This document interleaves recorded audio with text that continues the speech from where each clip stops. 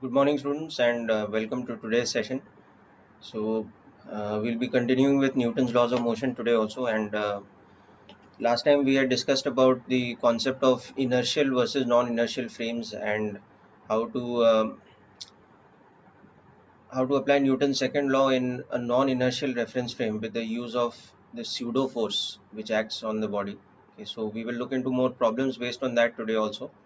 But first, we will look at something which goes back to the lecture before that, constraint relations. We will look at constraint relations particularly for system of pulleys, but using a new method which is called the virtual work or virtual power method.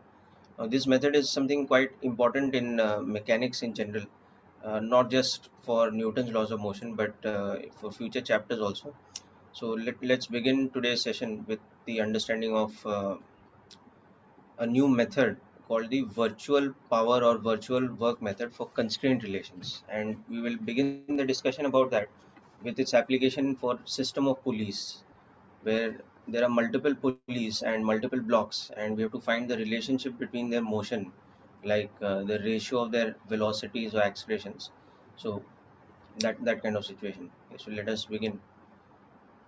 So this is Newton's laws of motion session number 7 for us.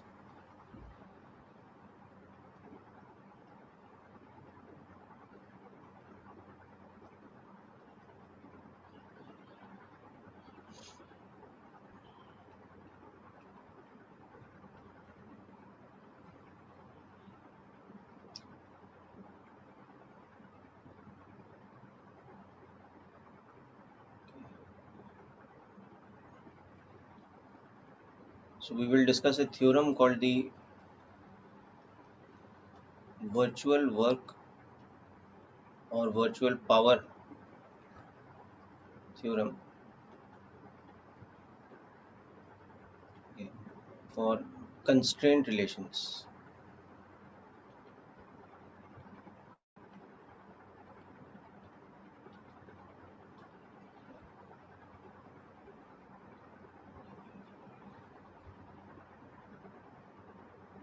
So let me first give you a sort of statement of the theorem, then we will see its applications.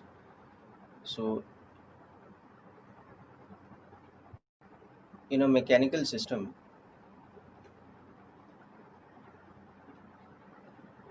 okay, for example, if we have a system of multiple pulleys and blocks, etc., okay, if there is an internal force like tension, okay, which acts within the system, or like the contact force, the normal contact force between multiple blocks which are within our system, then the net work done by such an internal force will be zero. Okay, so that is the statement of the virtual work theorem. Okay. Similarly, the net power delivered by such a force will also be zero. So that is the virtual power theorem. Okay, so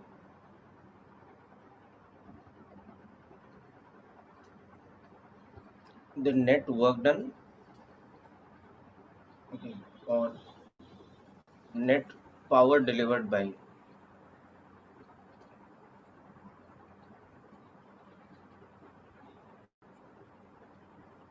an internal force,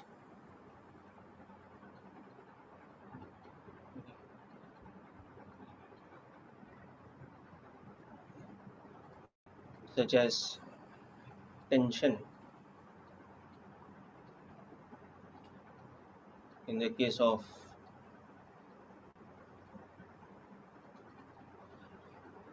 a multiple pulley based system.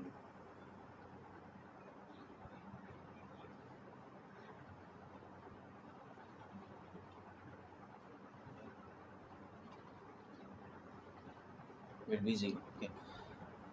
So before we get into the application of the theorem, let's do a quick understanding of what is work done, because this officially work done will be coming in the next chapter after friction. Okay, but very easy for us to understand work done by a force.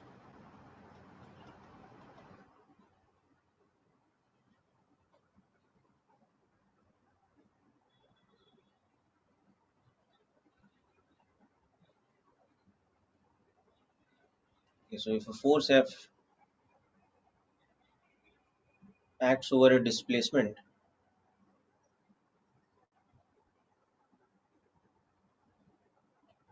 S, then W is simply defined as F dot S is the scalar product,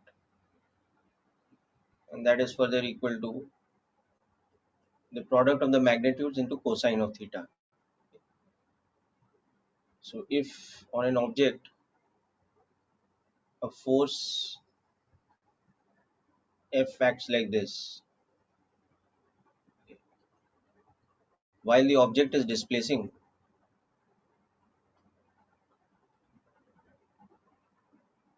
like this, and of course during the displacement the force is not going to change, it's going to remain the same both in magnitude and direction.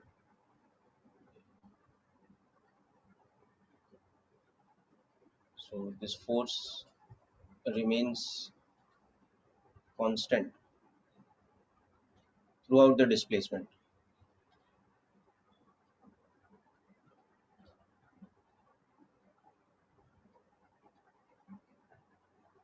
In that case, the work done is defined by the above formula.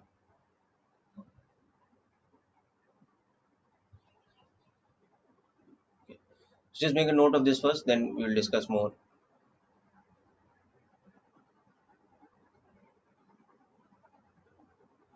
So there might be a number of forces acting on the body, but we are interested in this particular force to calculate the work done by it. Okay.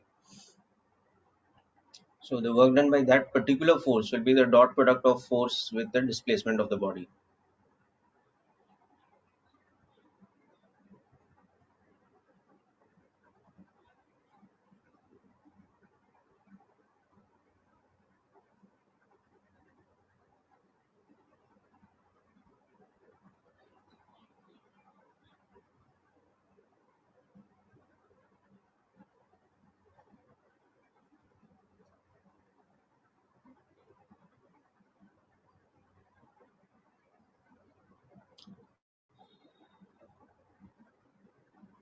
Okay, just write it down, Prince. You will understand with more examples. Okay. It's a simple definition. Work done by a force is the scalar product of force and displacement.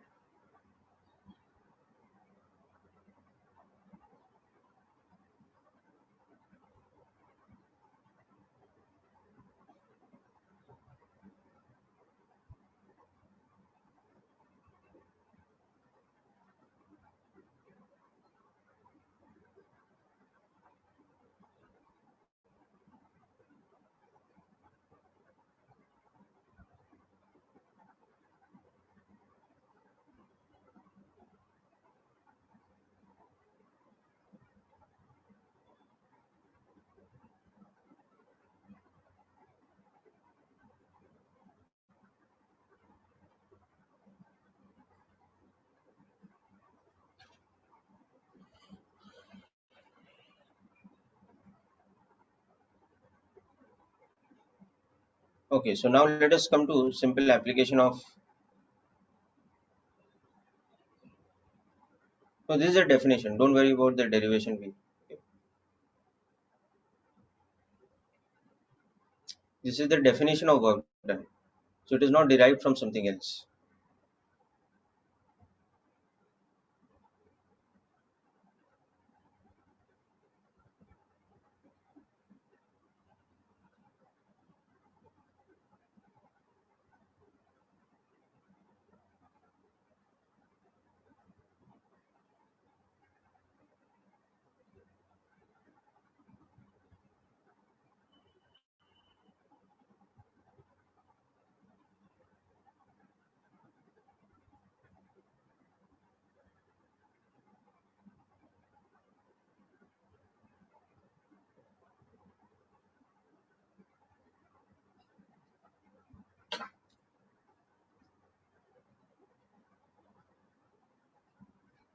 Okay, so let us see the application of an example of virtual work theorem. Then we'll come back to power. Okay.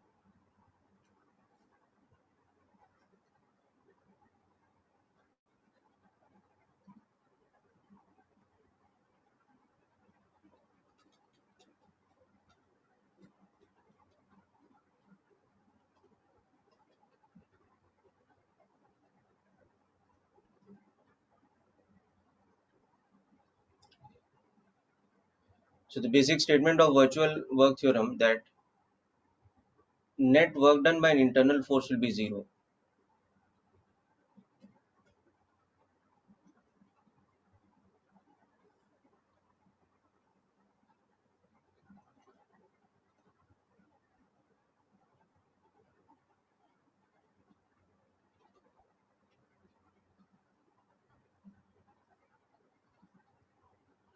Okay.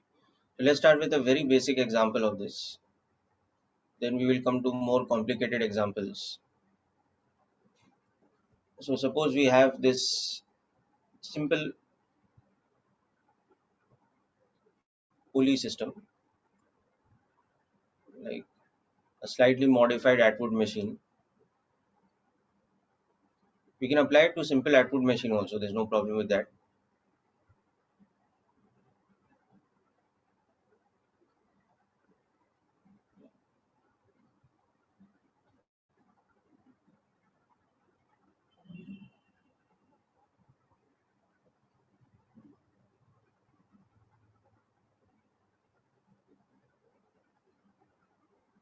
Okay. And a combination of two blocks.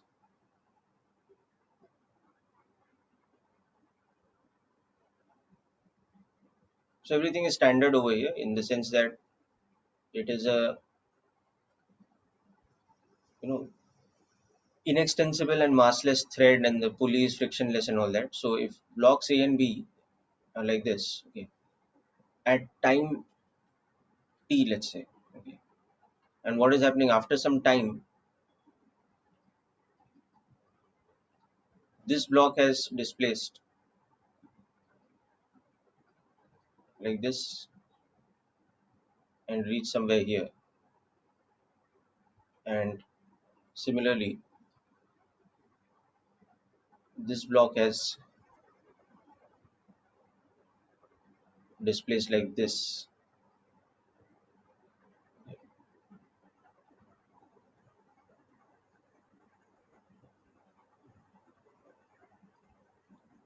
and reached somewhere here. Okay. Now during this displacement, tension will continuously be acting like this. So if we consider the net work done by tension T within the system, first of all we have to define what is our system in order to understand that. So tension is acting within the system that consists of blocks E plus B plus the pulley in between plus the thread. So this is our system. So within this system, if you look at the net work done by tension, so what is happening on the block A? Okay, tension is a force which is acting like this, and the displacement of the block is in the same direction.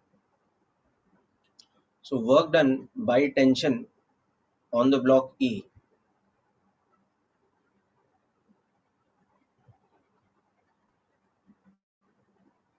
this is becoming how much? It is becoming plus P into SE, because the angle between them is zero. Okay. Then if you look at the pulley, there is tension acting like this over here. There's tension acting like this over here, but displacement is zero. Okay.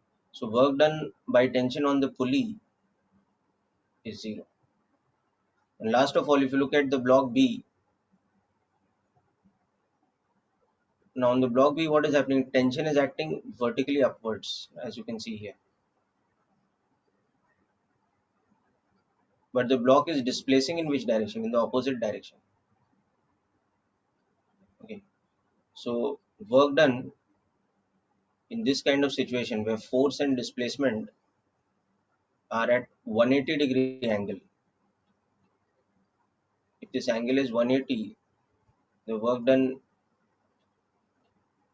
becomes how much? It becomes F into S into cos 180. So it becomes negative of force into magnitude of force into displacement. So in this case, the work done by the tension on the block B will be equal to minus T into SP.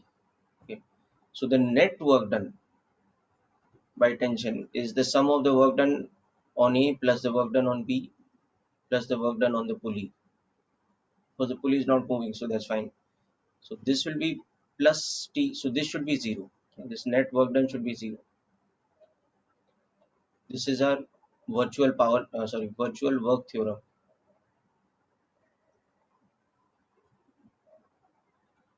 Okay. So this net work done, this is plus T into SA. This is minus T into SB.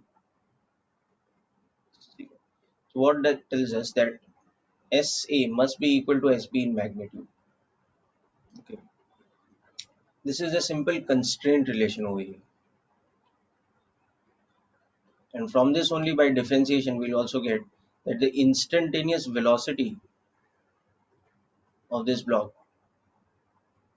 should be equal to the instantaneous velocity of this block in magnitude. The instantaneous acceleration of this block should also be equal to the instantaneous acceleration. So that will come by differentiation of this.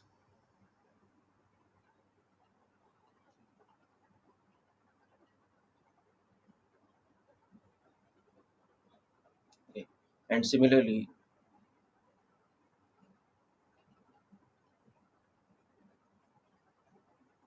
so this becomes the set of constraint relations.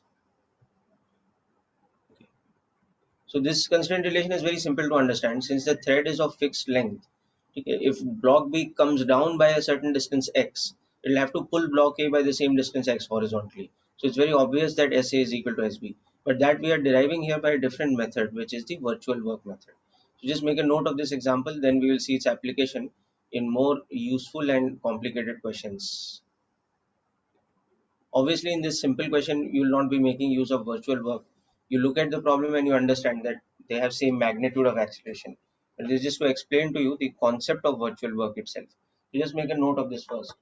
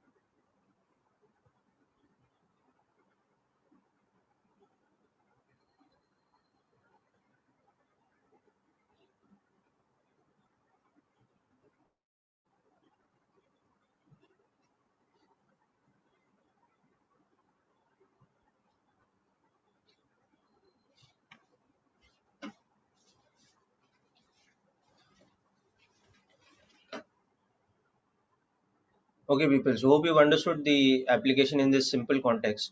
Now we will see the real use of virtual work method, where we can solve a more complicated situation with multiple pulleys quite easily without having to conserve the thread length and all that using virtual work method. So our next example,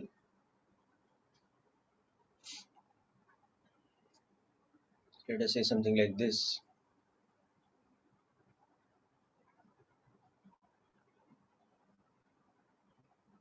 So we have a fixed inclined wedge like this.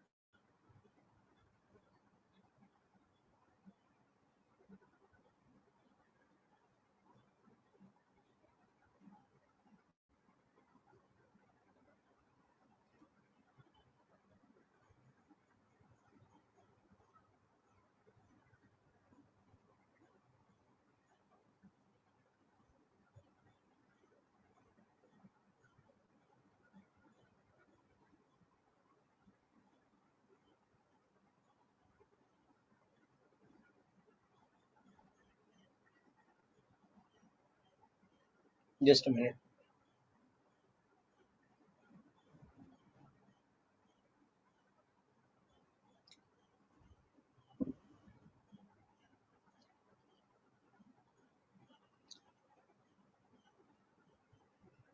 Yeah, so this type of a system which we've seen multiple times before.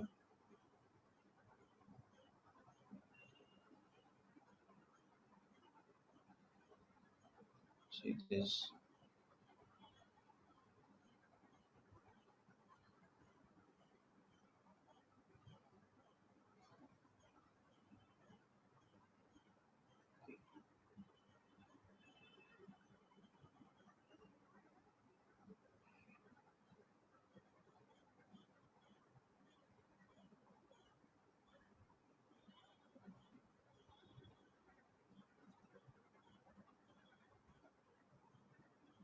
have this.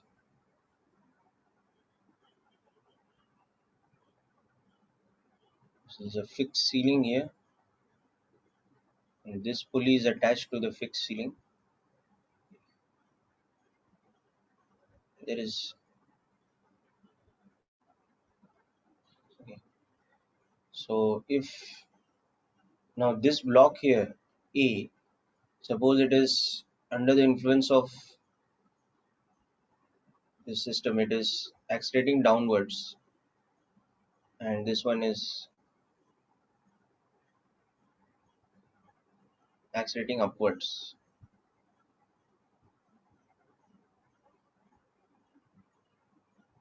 We want to find the ratio of acceleration of A is to acceleration of B. Okay. So this is our next example. Just make a note of the diagram first. So we want to use the virtual work theorem over here.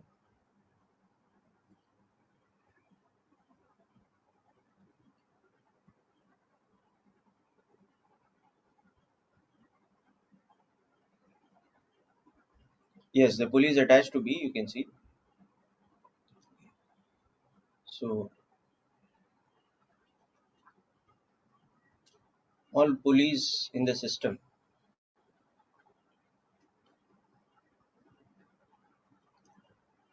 are massless and smooth. Okay. And the thread is also massless and also inextensible. So the whole point becomes that the moment, yes, Anmol, that's correct. Okay. So the moment we understand that the thread is massless, okay, we understand that there's uniform tension acting throughout the thread.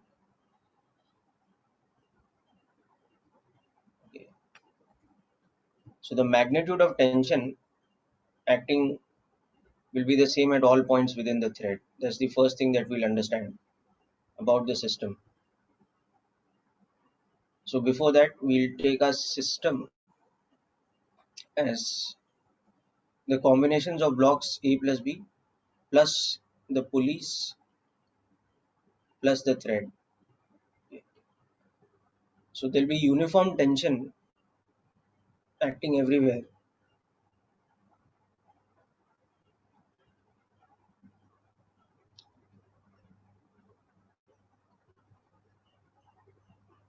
within the system, as you can see. Okay.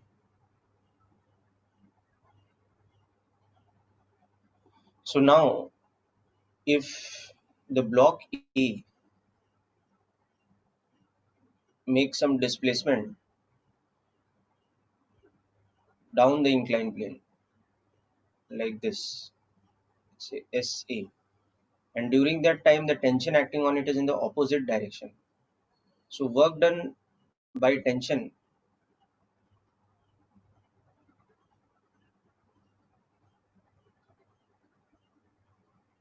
on the block A, that will be how much? It will be minus T into SA, because they are opposite.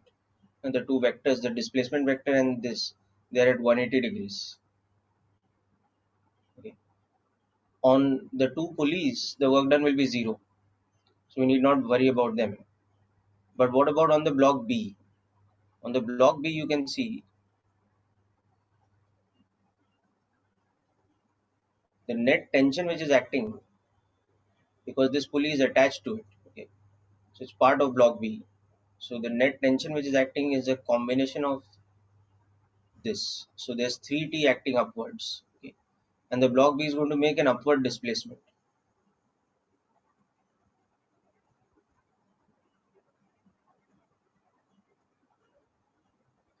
Going to make a displacement like this after some time. So we plus 3T into SP. Okay. And on pulleys, let's say P1 and P3, work done is zero. This one is pulley P1, this is pulley P3, this one is pulley P2. Okay.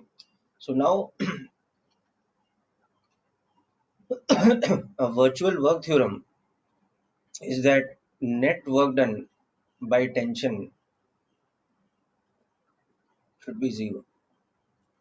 So work done by tension on A plus work done on B should be zero.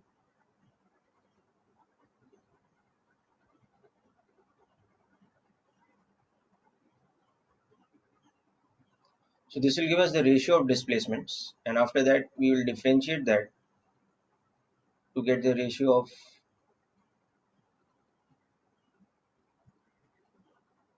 the accelerations. So we get that displacement of A is 3 times in magnitude as the displacement of B. So that means velocity of A is 3 times the velocity of B, which means that the acceleration of A is 3 times the acceleration of B. This is our final relationship. So what we have is this now, that the ratio of accelerations is 3:1, which is the main job over here for the constraint relation.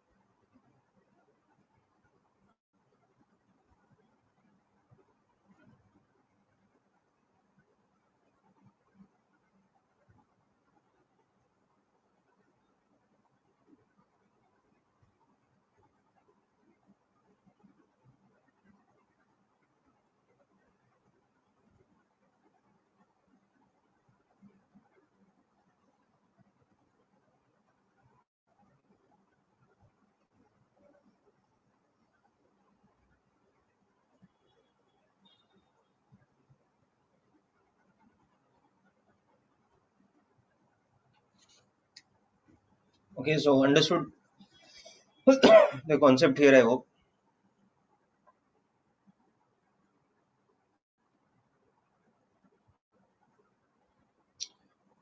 Kanish, P2 is already here, no? It's attached to B, so we have taken the pulley P2 into consideration.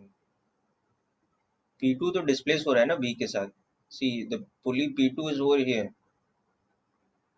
so it's taken into consideration.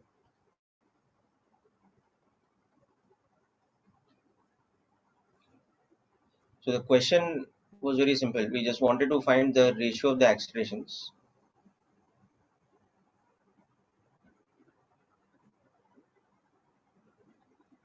Okay.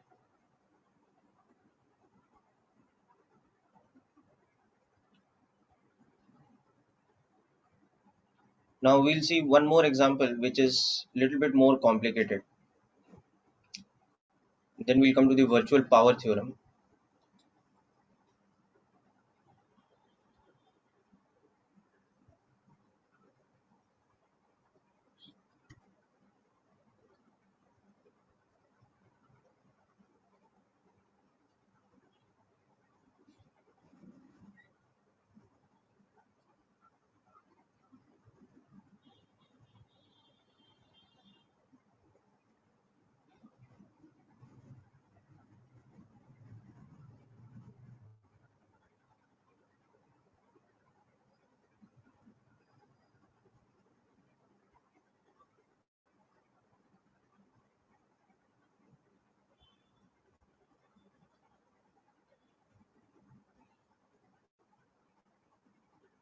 Okay, so in this next example, what is happening is that this thread here, it is attached to the axle of this pulley.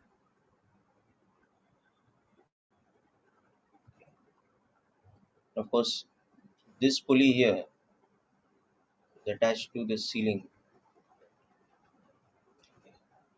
And now there is a second thread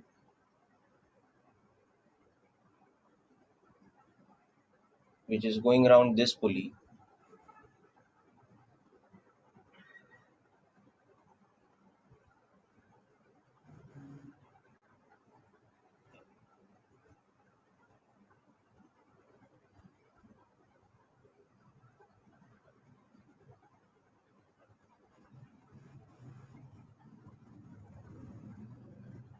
So we have two blocks like this in our system and two pulleys. So both pulleys are massless and smooth.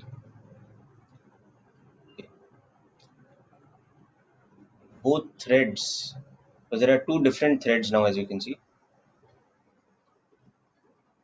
are massless and inextensible.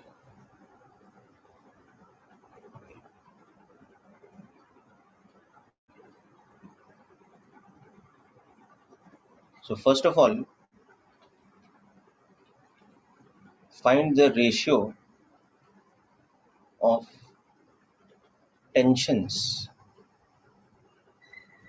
in the two threads. Now this is something different. This will not come from constraint relation. I'll explain this part. Okay. Then secondly, if mass of A is equal to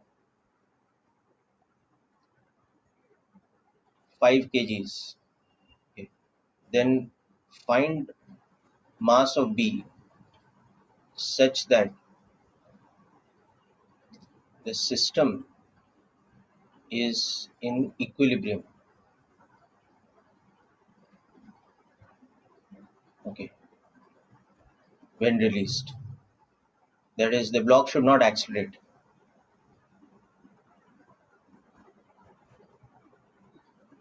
And the last part, if mass of A is equal to 5 kg and mass of B is equal to 10 kgs, okay, then, or instead of 10, let's make this, suppose it is 2 kgs, okay, then find accelerations of A and B. G is equal to 10 meters per second square. So for this last part, actually, we will bring in the constraint relation.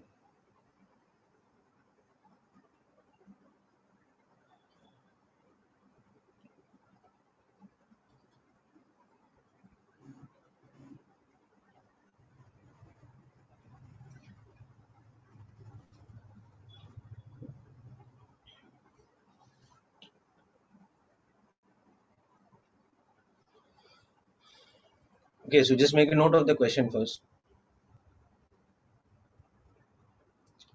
Then we will understand this part by part.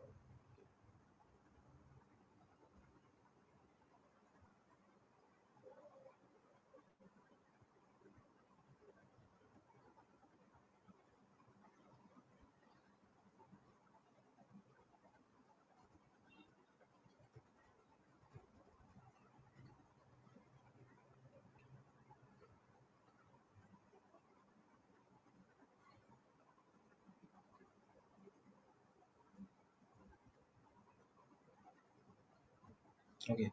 So let us assume that tension in this thread is T1 first.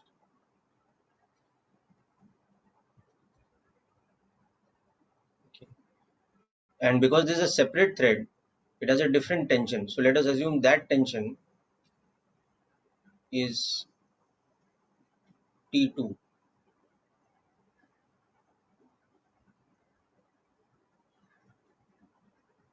Okay.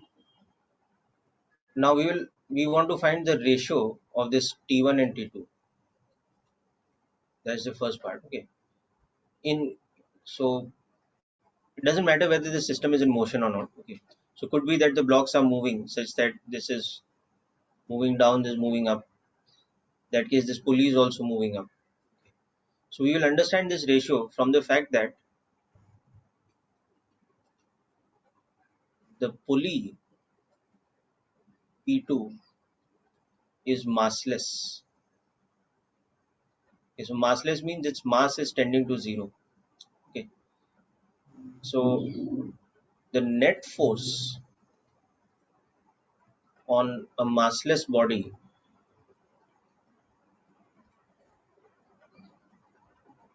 okay, should equal to zero because mass is tending to zero. So we write net force as mass into acceleration. So since the mass is tending to zero, so it should be zero. So if you make a free body diagram of the pulley P2, you can see that on that pulley there is a tension T2 acting upwards, and there is, or rather there are two tensions T1 and T1 acting downwards. Now the pulley might be going up, it doesn't matter, or it might be coming down, but the mass of the pulley is tending to zero. So that means what should happen? The net force on it should be zero. So this gives us the ratio of tensions. So the net force acting on it is T2 upwards minus 2T1 downwards. So this should be zero. So T2 should be equal to 2T1. So this is like our first equation here. So T1 is to T2 will be 1 is to 2.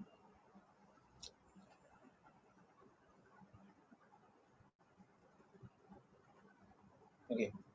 So make a note of this first. This is the first part of the question, the ratio of tensions.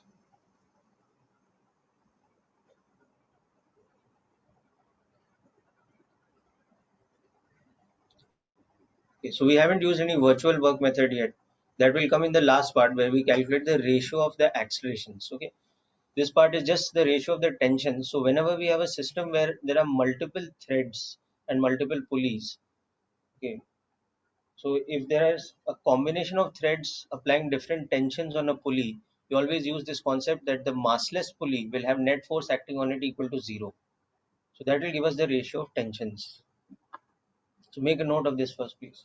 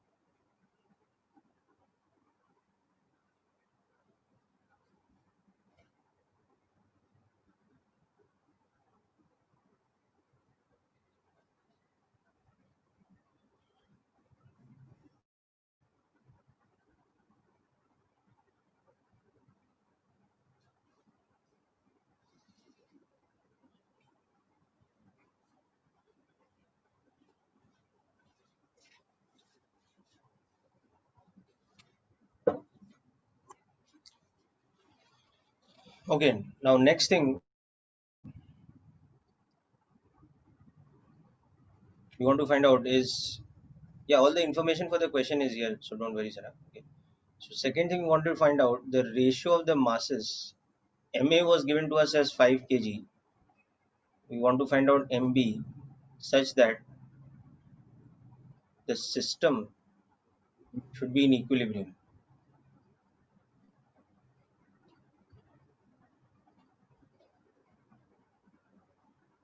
Okay, so that means acceleration of A should be 0, acceleration of B should also be 0. So for this you just look at the free body diagrams of A and B from above. Okay, so you see on A the net force acting by virtue of tension is T1 plus T2 upwards, and T2 remember is 2 times T1, and the weight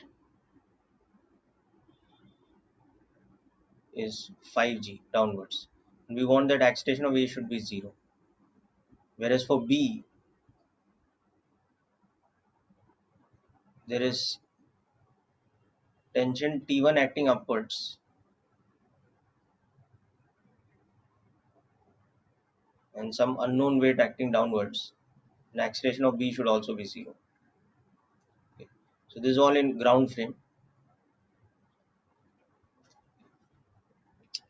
So this implies T1 is equal to the weight of this. If you don't know, okay.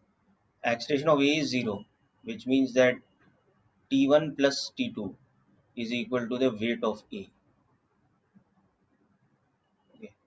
So this equation we don't know what it means. It means that T1 plus 2T1 should be equal to 5g. So T1 should be equal to 5 by 3g. Okay. So substitute this back in equation 1.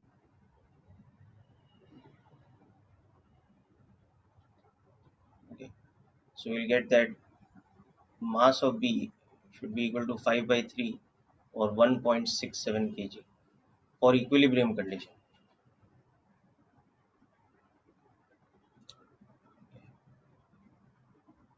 So the free body diagram is just coming from the above diagram itself.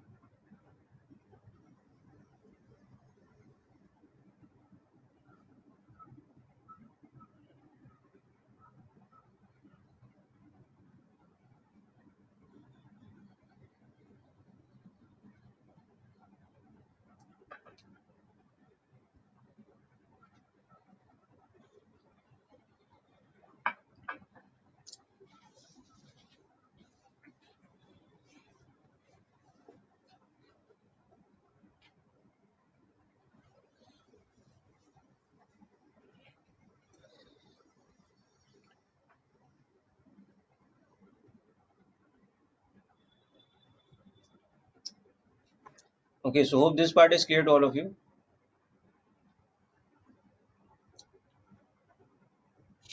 Now let's move to the third part. So in the third part, instead of the equilibrium condition, the data given to us is that if mass of A is 5 kg, but mass of B is instead 2 kgs, okay, then acceleration, the blocks we have to find out. Okay. So what the second part is telling us that given the mass of A was 5 kg, the mass of B needed to be 1.67 for equilibrium. Okay, so we can understand one thing here, that in this case, since mass of A is 5 kg, but the mass of B is greater than 1.67 kg, therefore B will accelerate downwards and A will accelerate upwards. That's one thing we understand first of all. Okay. So now to calculate the acceleration, we have to apply the relevant equations which will come from free body diagram, but additionally we'll have to develop constraint relation. Okay, so let's understand that next.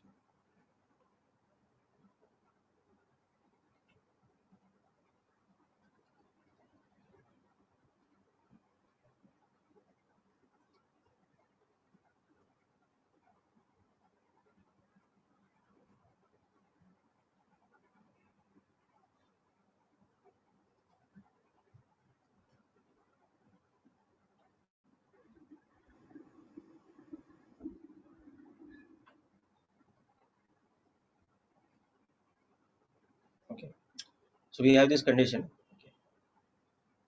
So we know that in this case what will happen is that this block will be coming down with some acceleration and this block will be going up with some acceleration. Okay. Now we also know that the tension acting in this thread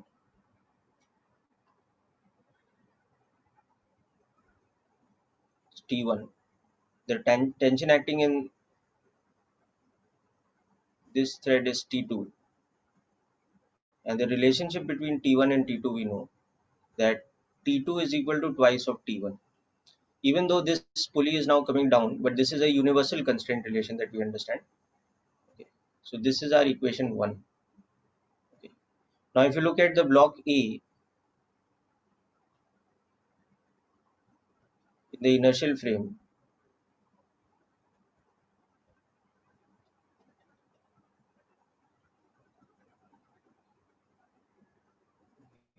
and it is going up with some acceleration.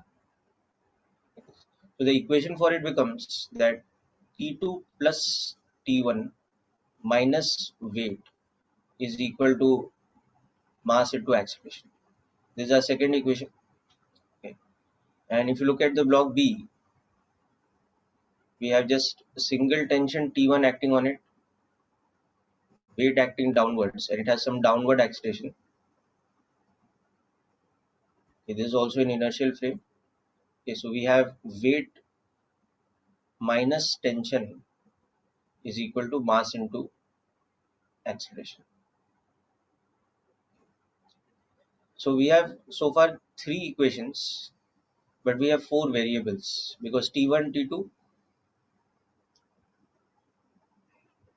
acceleration of A and acceleration of B. So our unknowns are T1, T2.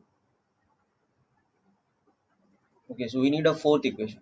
So the additional equation will come from constraint relation. Additional equation will be the constraint relation,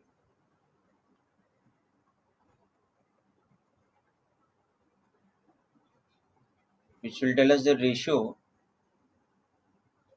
between acceleration of A and acceleration of B. This thing. So as you know, one method of constraint relation we have just learned is the virtual work method, and that is the method that we will use over here. Okay, so first just make note of these equations, then we'll come to the constraint relation.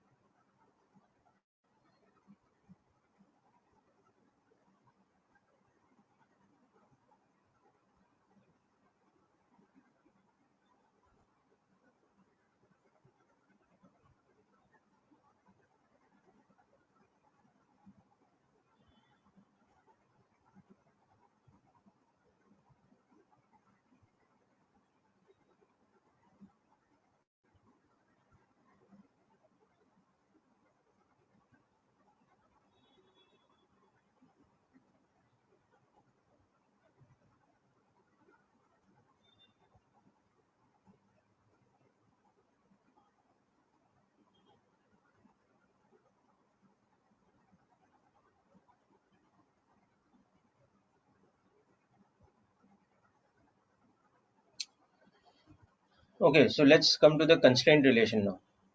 So for constraint relation, we will use virtual power method. Sorry, virtual work theorem.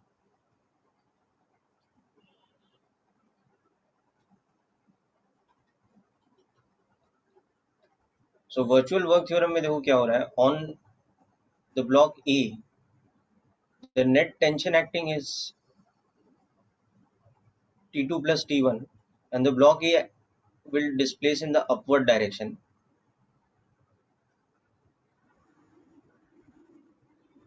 Okay. Whereas if you look at the block B, on that there is a single tension T1 acting in the upward direction, and the block B will make a displacement downwards like this. Okay. And if you look at the pulley in between,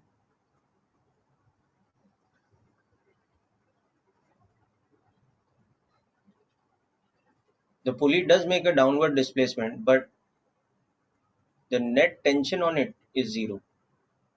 Okay. So the work done by tension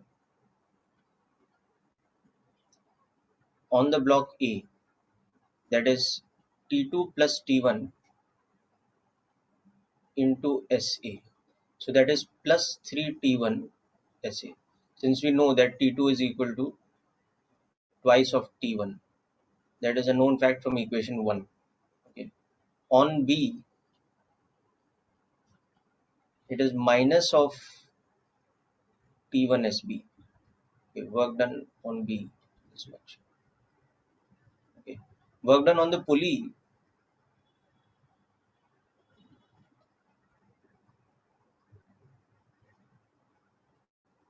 it is plus 2T1 minus T2 into whatever displacement, but that is 0. Okay. So work done on the pulley always is 0. So you need not take that into account from next time. This is just to demonstrate to you why that work done is 0. But okay. So net work done by tension,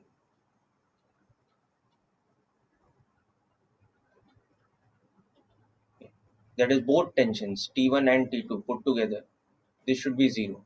So plus 3T1 into SA minus T1 SB should be 0. This term and this term from these two. Okay. So you can see that the displacement of B at any point of time will be 3 times in magnitude as the displacement of A. So differentiate this twice and you get the relation between the acceleration. So this becomes our fourth and final equation. Now we will solve the combination of the four equations to find out the accelerations.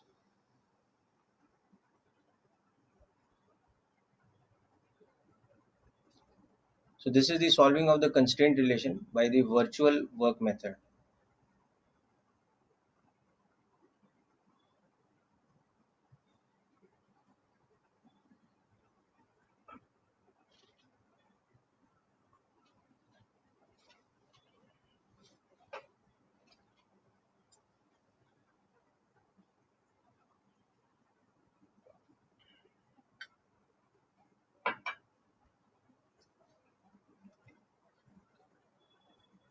So make a note of the fourth equation first. We will come back to understanding all four equations and then solve.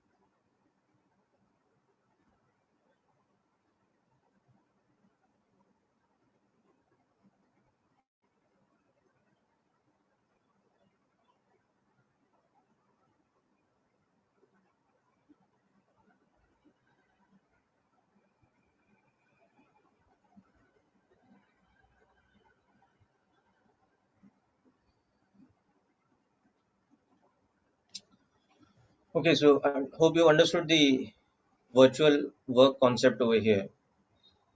So let's go back to the equations first and understand all of them again.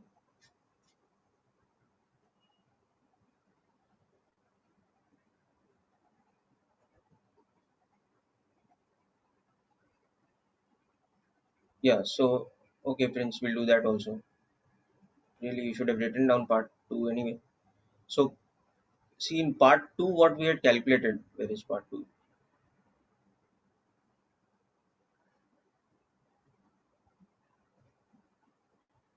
Yeah.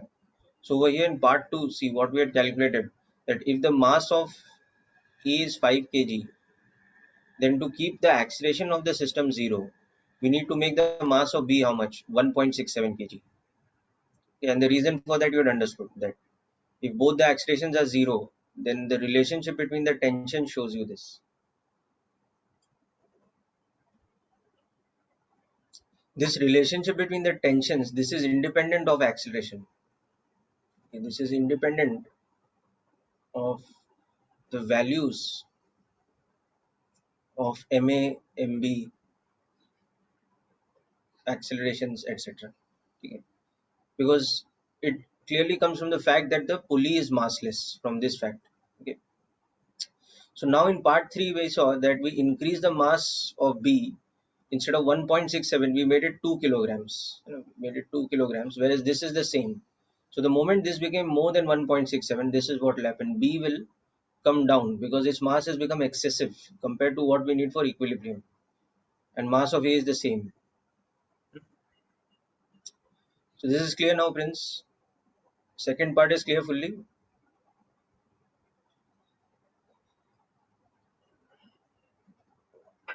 Okay. So third part, now you understood, I hope, that if you increase the mass of this one from 1.67 to 2, keeping A the same, this is what is going to happen. B is going to accelerate downwards and A is going to accelerate upwards. Okay. So to find the acceleration, we need to solve for these two accelerations. So obviously the first thing to do to solve is make the free body diagrams, keeping in mind that you already have this relation from before, that T2 is equal to twice of T1. So FBD of A gives you one equation, FBD of B gives you another equation, and you have one more equation from before, which is the ratio of the tensions. T2 is twice of T1. But you need a fourth equation because the accelerations are different. So where is that fourth equation going to come from? It is going to come from the virtual work theorem. So two equations from free body diagram, one equation from constraint relation, which for which we are using the virtual work theorem, and of course one equation T2 is equal to twice of T1 is coming as a constraint from earlier. But because that was because the pulley is massless. So hope we are clear about the four equations. Okay. So now let's list the equations and see how we'll solve them. Okay.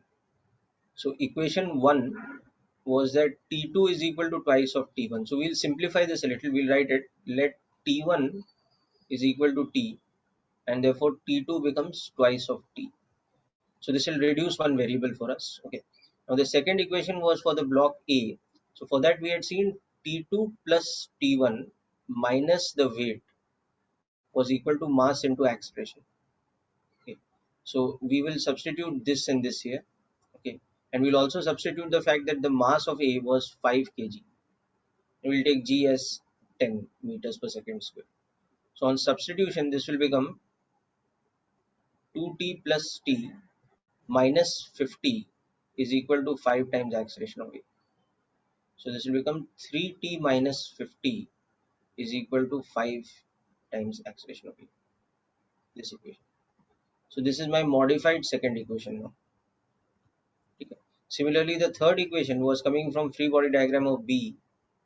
So weight of B minus tension T1 was mass into acceleration. Now mass of B was given to us as 2 kg in this case. So this becomes 20 minus T1 we are taking as T is equal to 2 times AB. So we already reduced the number of variables, you can see. Okay. And the constraint relation was that acceleration of B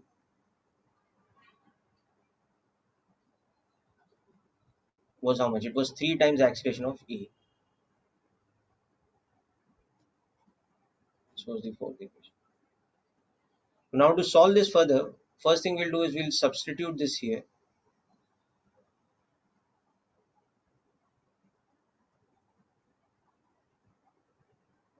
And it was 2 kg only.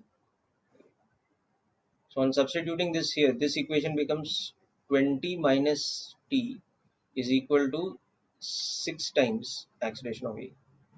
And then we compare this with this one, which is 3T minus 50 is equal to 5 times acceleration of A. So to cancel off T, what we can do is we can multiply this whole equation by 3 and add these two. Okay. So 3T will cancel and we'll get 60 minus 50 is 18 plus 5 to acceleration of A. So acceleration of A will come out to be 10 by 23 meters per second square. That was upwards. And acceleration of B will come out to be 30 by 23 meters per second square and downwards, okay, because of the constraint relation. So these become my final answers.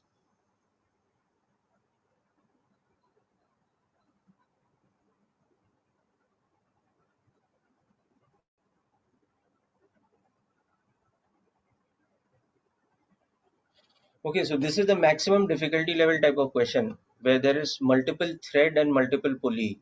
So you have to use the virtual work method. Thread length conservation will become very lengthy in a question like this because you'll have to write two expressions for conserving two different threads lengths.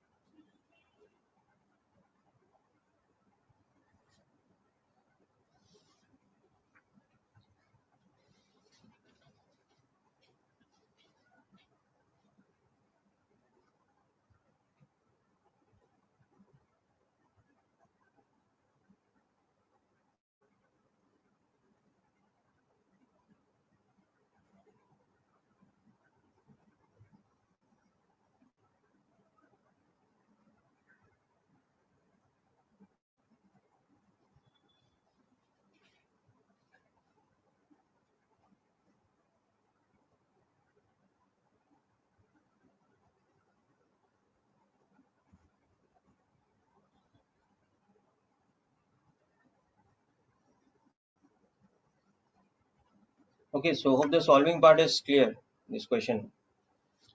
So this is the application of virtual work theorem, particularly in the case of system of pulleys.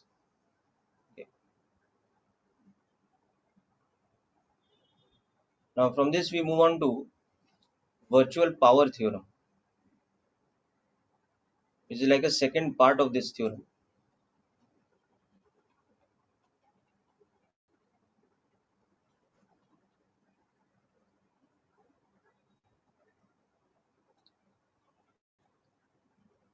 So this says that the net power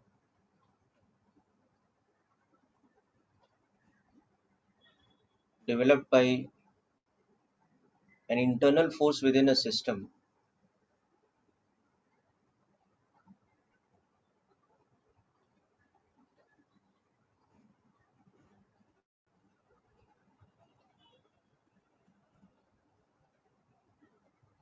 is zero.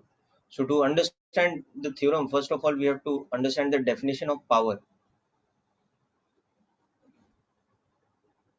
Power P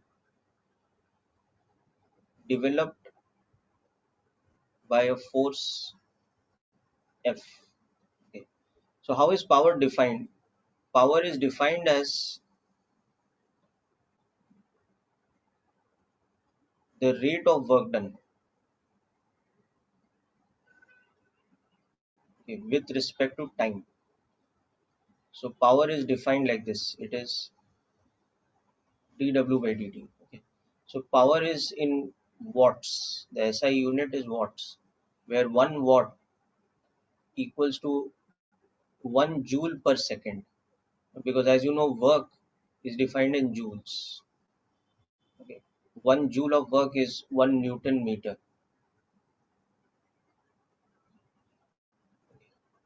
So this can also be written as 1 Newton meter per second. Okay. So from this definition of work done, I mean of power, this is the definition. Let us understand a formula for power. Okay. So in a small time dt, if the block or the body on which the force is acting is making a small displacement ds. Okay. So for displacement ds in time dt, okay, work done will be f dot ds. It will be a small work done because the displacement is small. So therefore power is f dot ds by dt. But we know that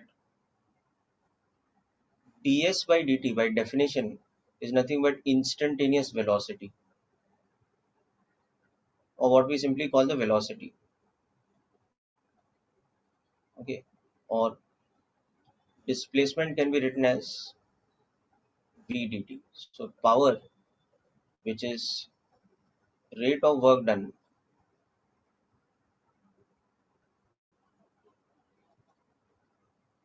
is this. So as a simple formula, we get the relation between force and velocity for power as the scalar product of force and velocity. So while the definition of power is rate of work done, so dw by dt, but the formula that we generally use for calculating power is this formula. Power delivered by a force equals to the scalar product or dot product of force and velocity. Okay. So just make a note of this, then we'll see how this is also very useful in the virtual power theorem context. Okay. Of course, we will be discussing in a lot of detail about both work done and power in a separate chapter called work, power, energy.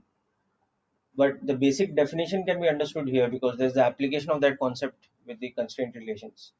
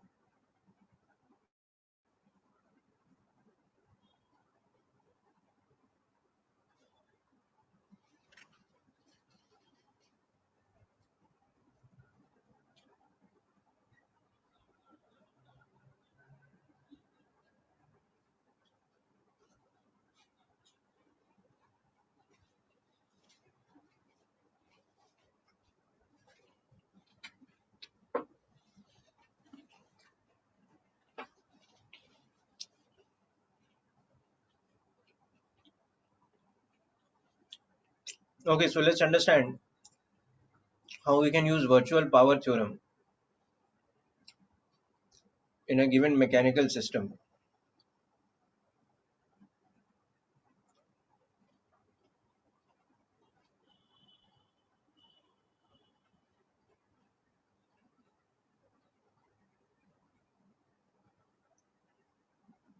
Okay, so it could, for example, be in a question like the previous one only, where instead of using virtual work, we just use virtual power. It will give us the same result. So we had this kind of situation.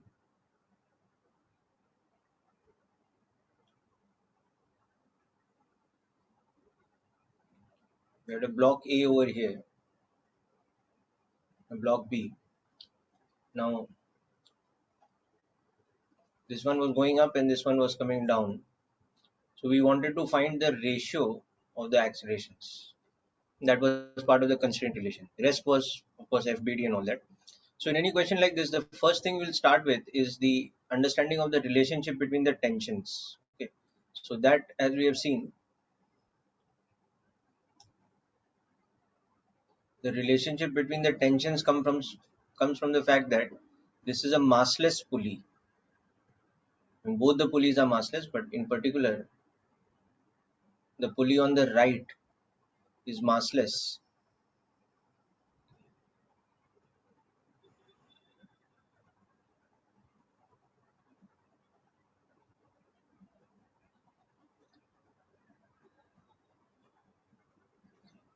So the moment we understand that this being a massless pulley,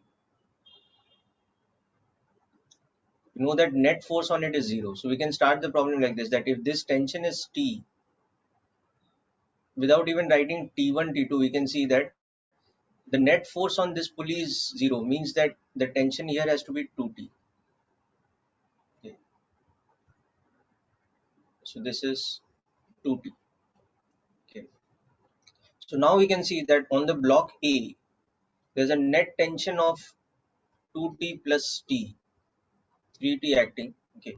And at some particular instant, it has an upward velocity of VA. Whereas on the block B, the net tension is just T upwards. And at any particular instant, it will have a downward velocity VB. So net power, okay, by tension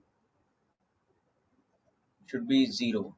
So power delivered by tension on block A, you can see, is plus 3 TVA, and on block B is minus TVB, because remember power was defined as dot product of force into velocity, or scalar product of force and velocity.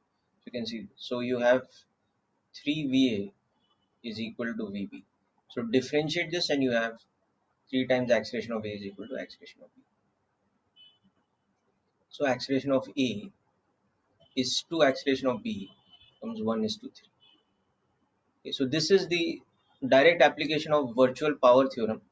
So in this case, it doesn't make a lot of difference actually whether we use virtual work or virtual power. It's the same way. Instead of instead of F dot S for finding work done, you are just calculating F dot V for power. It doesn't really make that much difference, as I said. Okay, we'll see in what kind of case it becomes compulsory to use virtual power theorem next.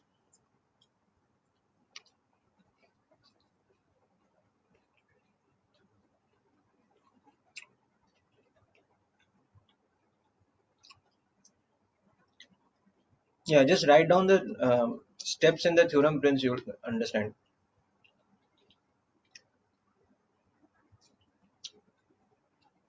Power delivered by tension on block A plus power delivered by tension on block B, their sum should be zero. Because according to the virtual power theorem, the net power delivered by tension within the system should be zero.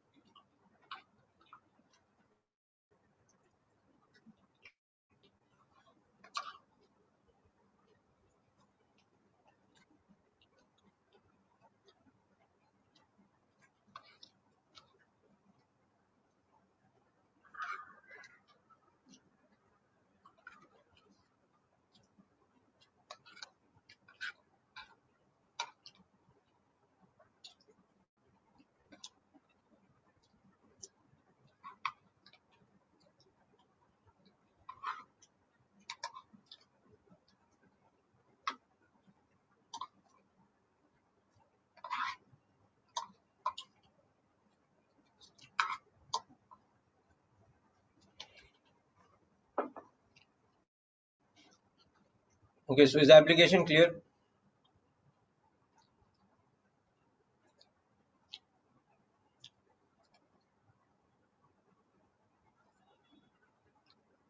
So understood now why power on A is positive, because tension is acting upwards and velocity is also upwards. So the dot product of force and velocity will come with positive sign. But in the case of B, the force and velocity are in opposite directions. So there's the cos 180 term which is giving you the negative sign. So it's almost identical like work done only, but instead of taking dot product with displacement, you're taking dot product with velocity.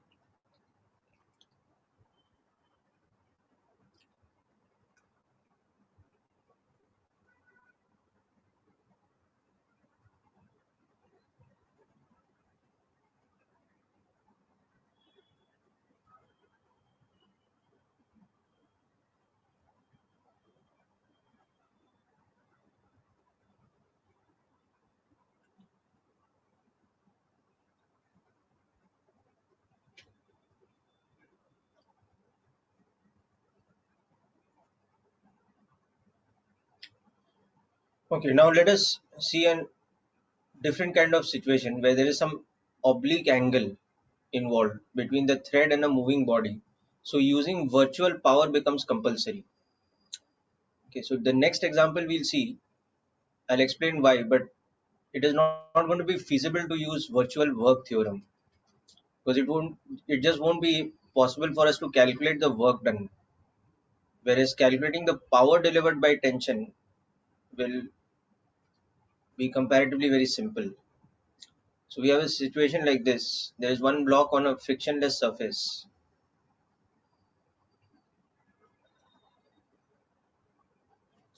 Okay, now this is tied by a thread which is at some random angle like this. Okay, so that is what I meant by saying that there's an oblique angle involved. It's not straight. That is going around a pulley like this. So these type of questions you will find in your module. They are more advanced questions. So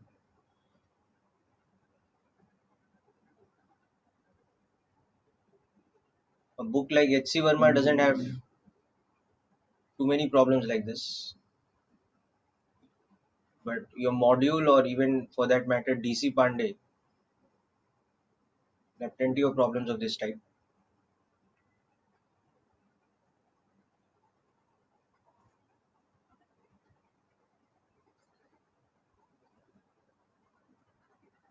So this is a given situation. Okay. So the angle that this thread is making with the horizontal at some instant, this is theta. This is moving at an instant with the speed va, and at that instant this is having instantaneous velocity vb. So va and vb are instantaneous velocities of blocks a and b. Okay. At an instant when the angle theta is as shown. So what this statement basically means that va, vb and theta are all variable with respect to time. They are changing with respect to time. Okay. Now what we have to calculate in the question is that if vb is, let us say, 1.8 centimeters per second at an instant when theta is equal to, let us say, 60 degrees. Okay, then find, or let's take theta something else. Theta is, let us say, 53 degrees. Find va at this instant. Okay. So two things you notice about the question. One is that they're asking for the relationship between velocities. So obviously you think that how you can relate velocity directly with power. Secondly, you also think that it is going to be very difficult to calculate the work done by tension on the block A, because the angle theta is continuously changing. So it is not going to be feasible for us to use virtual work method here, whereas it's going to be very easy for us to use virtual power theorem over here. And that is why we'll make use of the virtual power theorem. Okay, so just make a note of this question first, then we'll discuss um, the method of solving this.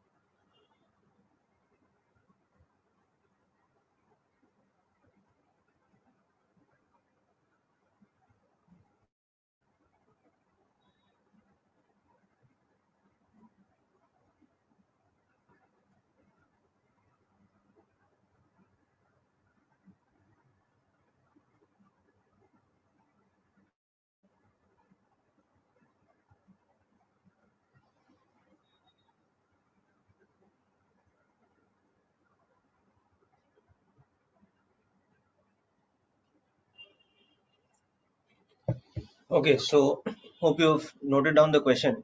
Now let's understand how we will make use of virtual power theorem to solve this very easily, virtually in a single line. Be hardly any calculation involved. Okay, but even before that, we need to understand that in this question, so when we are solving, okay, virtual work theorem is not feasible to apply over here. Why? Because what is happening is,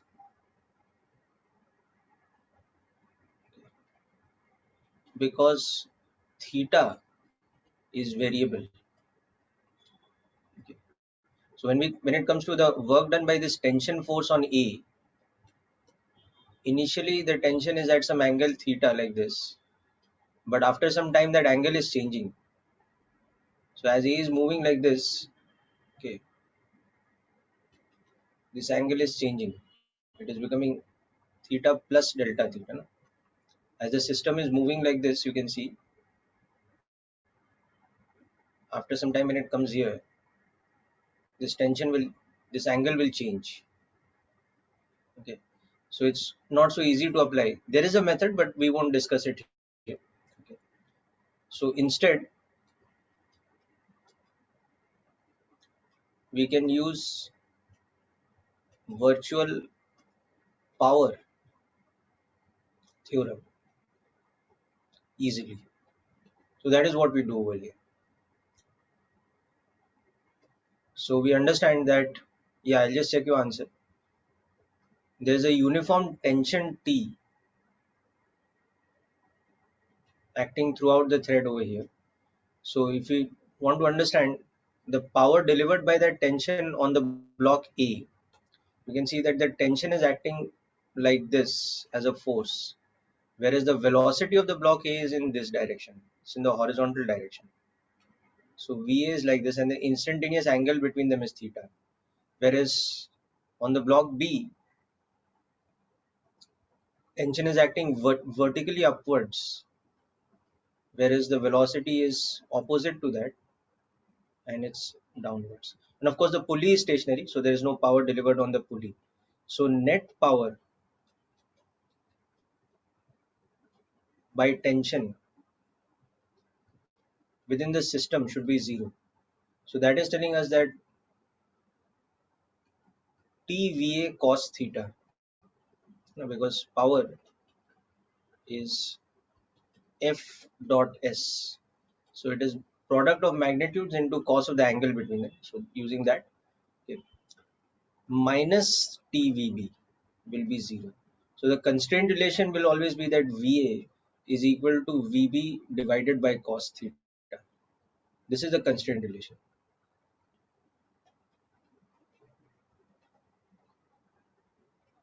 Okay. And it was given to us that at an instant when VB is equal to, what was it? 1.8, I think, right? VB was 1.8 at the instant when, yeah, 1.8 centimeters per second when theta was 53. So given VB is 1.8 centimeters per second at an instant when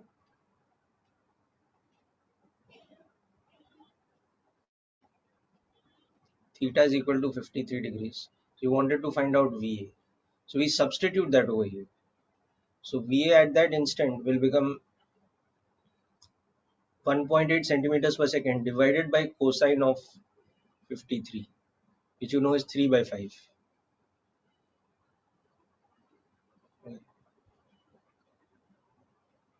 So correct. That is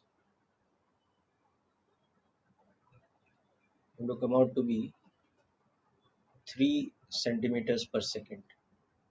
It is only at that moment when that angle is so much. Okay, it's going to change from instant to instant. So that's why, remember, I've told you that this is the instantaneous case. Okay, this is the instantaneous value of VA at the instant when theta is equal to 53 degrees. Now, a moment later, all this is going to change. Okay, so this can only give us the relationship at that particular instant.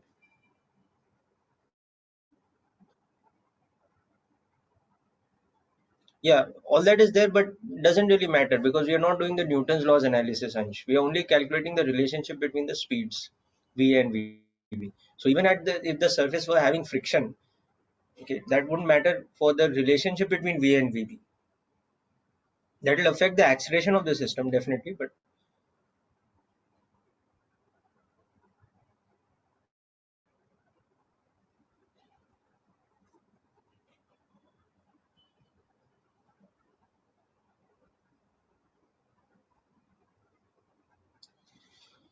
okay. So hope the application of virtual power is clear here.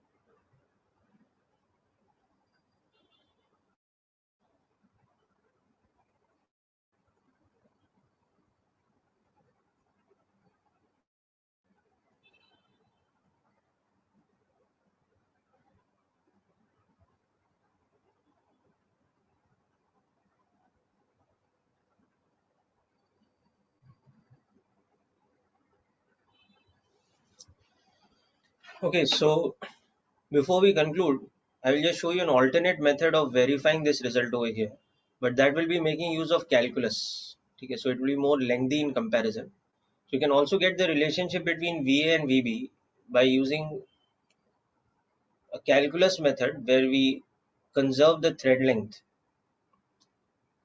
As I said, that is going to be an alternate method. The primary method for us, and the first method that we should go for, is always the virtual power method. So in this alternate method, we will use calculus and thread length conservation instead of virtual power. But needless to say, it will give us the same result because that is the correct result after all. Okay. So in this method, what we do is, suppose we extend this line like this.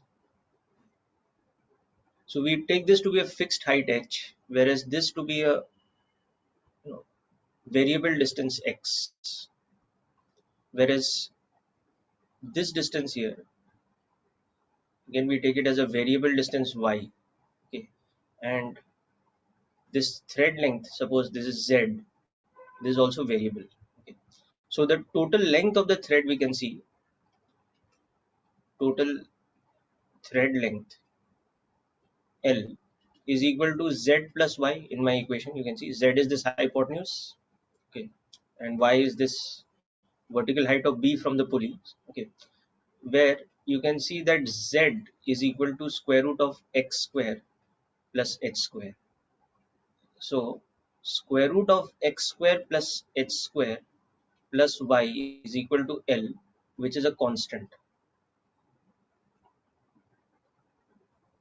Okay, so this is the concept over here. H is not variable. Okay, so the height of the pulley from the ground, that is not changing. So that's one thing you have to understand. H is a constant. X and Y are variables. They are changing because the blocks are moving. So in fact, you can see they are changing such that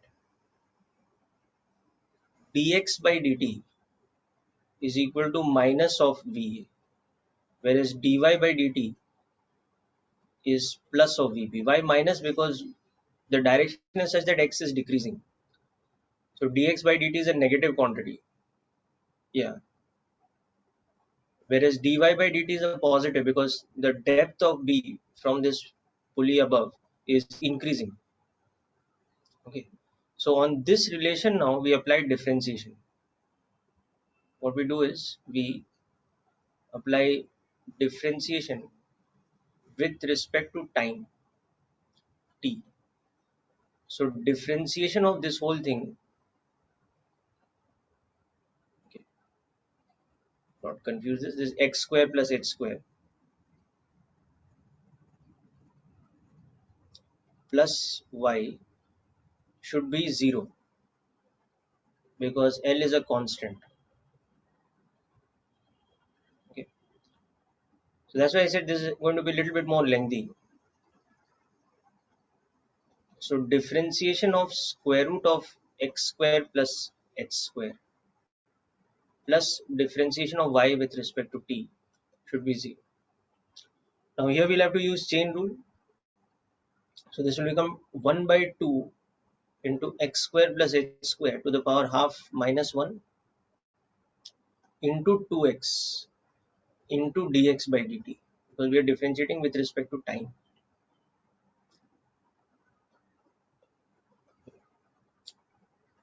So we have x upon square root of x square plus h square into dx by dt plus dy by dt is equal to 0. Now we will incorporate these two things here. Dx by dt is minus V and dy by dt is plus Vb. We will also see that in the diagram above, you can see that in this diagram, x upon root of x square plus h square is basically x by z. So that is basically what? Cos theta. So you're going to use that also. that this term is cos theta. So we'll get cos theta into minus VA plus VB is 0. So that will give us the constraint relation that we are looking for, that VA cos theta, okay, or that VA is equal to VB divided by cos theta, or what we can also write as VB sec theta. Okay, so this is the alternate way of solving this, but as you can see that this is very lengthy and unnecessary. Okay, this is just for demonstrating to you that the result that we get from virtual power is the same thing that we would have got by using the fact that the thread length is constant.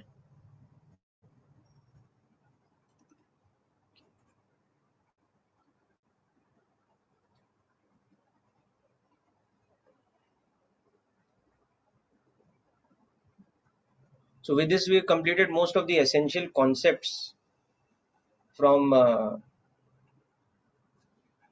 Newton's laws of motion. Next couple of lectures we will be concentrating on problem solving from both H.C. Verma as well as your module. So this week's assignment, please complete H.C. Verma's Newton's laws of motion exercise. Okay, complete. By complete, I am saying at least attempt all questions of H.C. Verma chapter Newton's laws of motion. Okay, most of the problems are simpler. They are up to double pulley system only. Okay, a little bit of application of pseudo force also here and there. So go through that. We will discuss the doubts from H.C. Verma and more questions from your module in the next lecture. So that's it for today, people. All the best.